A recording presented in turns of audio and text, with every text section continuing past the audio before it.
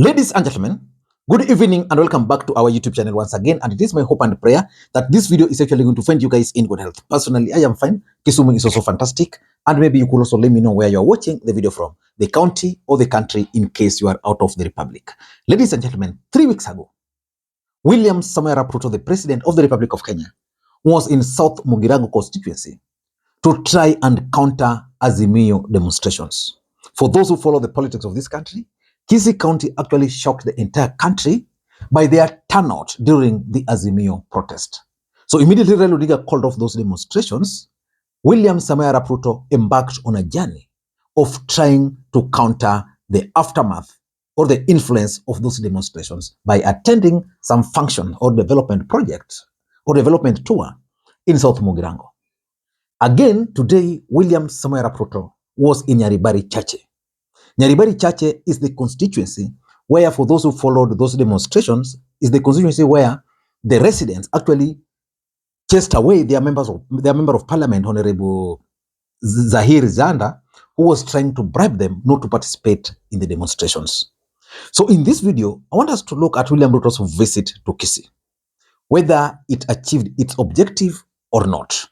Before we do that, for those who are watching this channel for the first time, please take a second or two, click that subscribe button so that next time we produce a video like this, YouTube will automatically notify you. And to the subscribers, I want to continue thanking you guys for your continued support, because without that support, this channel cannot be where it is. And by the way, how was William Ruto received in Kisii today? Of course, that was a prayer meeting, but there was the presence of all elected leaders, whether Azimio or Kenya Kwanza. When William Ruto was in South Mugirango, the attendants were actually confined majorly to those who were in Kenya Kwanza. Why do you think this time around William Ruto allowed the other parties to join in? That is his strategy. But let us not get into that for now. Why do you think William Ruto went to Kisii? Before I explain to you guys why personally I strongly believe the visit by William Ruto today to Kisii was a complete flop. It was failure. Why do you think William Ruto visited Kisii? Number one, William Ruto is keen on weakening Raila Odinga's influence in Kisii, in Loyaland, and in the coastal region. As a matter of fact, William Ruto has employed all strategies to try and weaken Raila Odinga's influence in those particular regions. In Luya Nation, he has failed completely. In coastal region, I think it's making a bit of gains. But in Kisii, again, he has flopped completely. So the question is, why is Ruto keen on those three regions? Number one, there is the Mount Kenya factor. There is a strong feeling that William Ruto cannot gain or get the same number of votes he got in the last general election, especially if Azimio were to front another candidate, for example, let's say Kalonzo Musyoka. And of course, because of the failure of Kenya Kwanza, there's that strong feeling that Kenya Kwanza might not really give Ruto the kind of votes they gave him. And importantly, William Ruto is also keen on isolating Raila Odinga as a Luo leader. And that's why he's trying so hard to go directly to his stronghold, which is the Kisii, Luya, and coastal region. Will he succeed? Maybe we will get to know that with the time. The other objective why William Ruto went to for this meeting in Kisii was that there is a serious fallout in Kenya Kwanza, in Gusii region. And that fallout has actually been caused by the ODM defectors. You know, there was kind of generational change that took place in Gusii region. They elected young leaders, and then they chased or kicked out the old generation leaders. That is people like Ongwae and their project, all of them. Then this group, because William Ruto was desperate for their support, then ended up defecting from ODM to Kenya Kwanza. And because of their age, they were demanding to be respected. The young leaders are telling them no. And because of that fallout, William Ruto is actually unable to penetrate fully the Gusii region. So William Ruto went there to try and talk to them. And that's why if you listened to Kimani Ichung'wah's speech, if you listened to even the senator for Kisii, Onyonka's speech, where he was challenging Ruto to tell the young men to respect the old men, it's all up, there's serious fallout.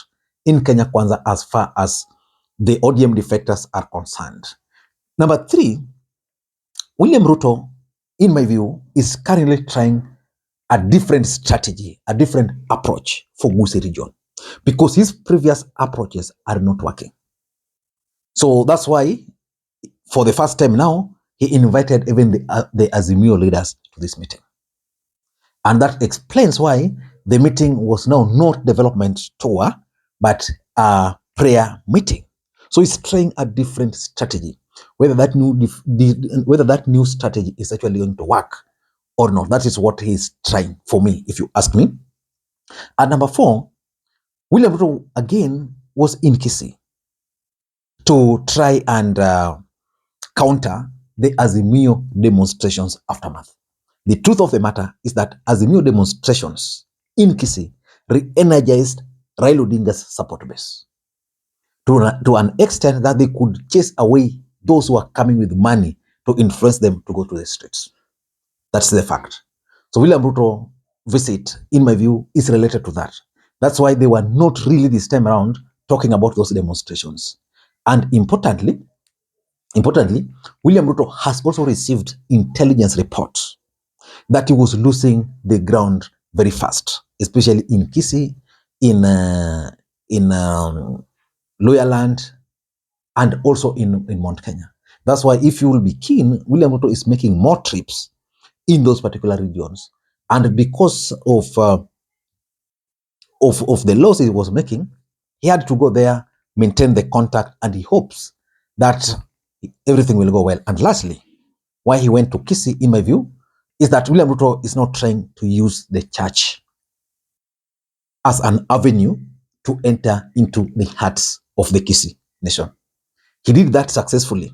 William Ruto did that successfully in the Kikuyu nation, where he used the church to appeal to the emotions, portray Raila Odinga as someone who is not a church goer, as a devil, and it worked for him perfectly well in Mount Kenya.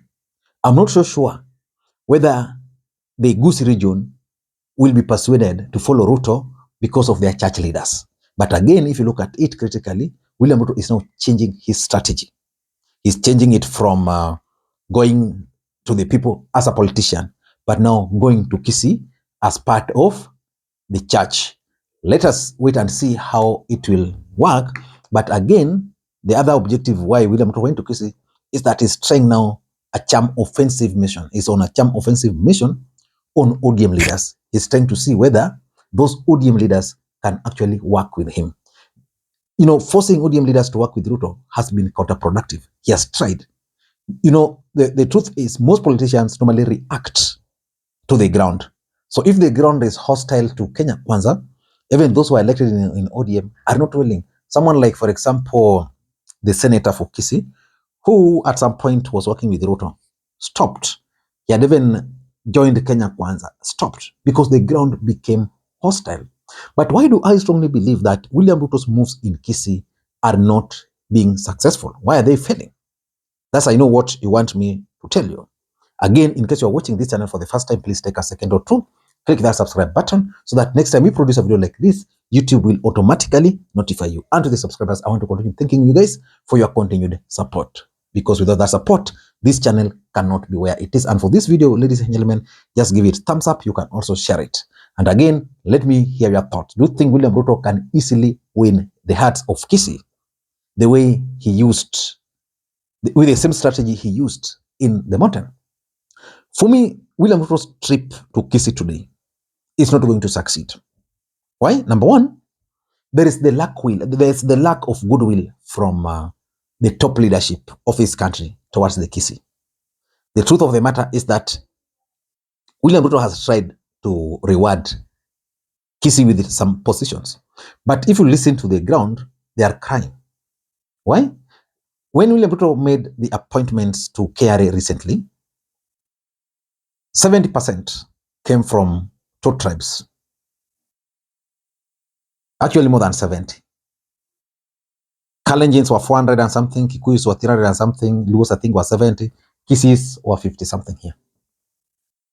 The impact of those small things are being felt on the ground. People feel that Ruto's government belongs to two tribes. So there's the feeling that there's no goodwill from the top leadership to even reward Kisii. Even amongst the Kenya Kwanza leaders from the Kisii region, there are complaints that Ruto is not rewarding the Gusii nation. And because of that, he will find a lot of time.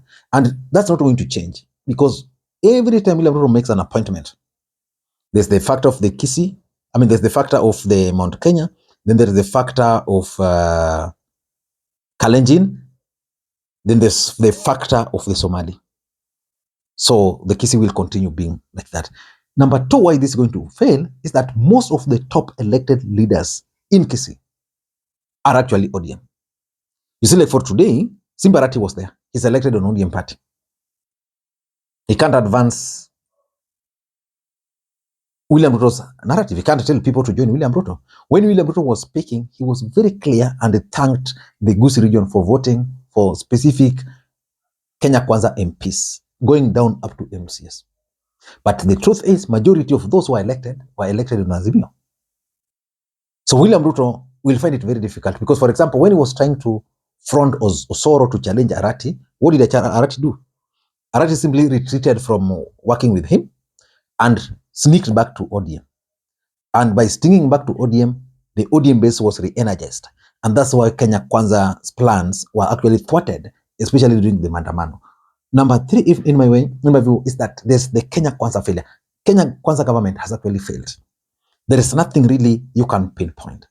That's why even if you listen to Ruto today, there's nothing he was telling people there. There's nothing new he was telling them. Because William Ruto has been in Kisii since he became president, I think 4 times. All those 4 times he's been telling them the same thing. So there was nothing new he was telling them.